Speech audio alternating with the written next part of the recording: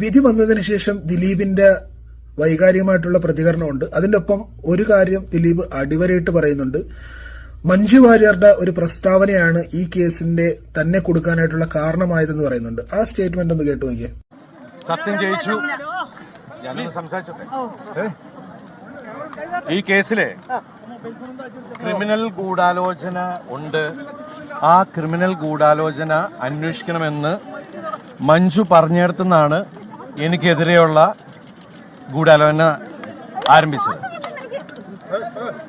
അതിന് അന്നത്തെ ഉയർന്ന ഒരു മേലുദ്യോഗസ്ഥയും അവര് തെരഞ്ഞെടുത്ത ഒരു സംഘം ക്രിമിനൽ പോലീസ്. ദിലീപ് പറഞ്ഞ ആ ഒരു സ്റ്റേറ്റ്മെന്റ് മഞ്ജു പറഞ്ഞ ഇതായിരിക്കുക. ഇതിലുള്ള മഞ്ജുവിന്റെ ഒരു ആ സമയത്ത് നടിയെ ആക്രമിച്ച സമയത്ത് ഉള്ള ഒരു പരിപാടിയാണ്.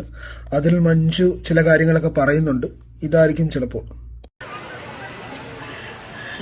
ഇതൊരു വാക്കുകളിൽ കൂടി പറയാൻ പറ്റുന്ന ഒരു വികാരമാണ് എന്ന് എനിക്ക് തോന്നുന്നില്ല. എൻ്റെ ഏറ്റവും അടുത്ത സുഹൃത്തിനാണ് ഈ ഒരു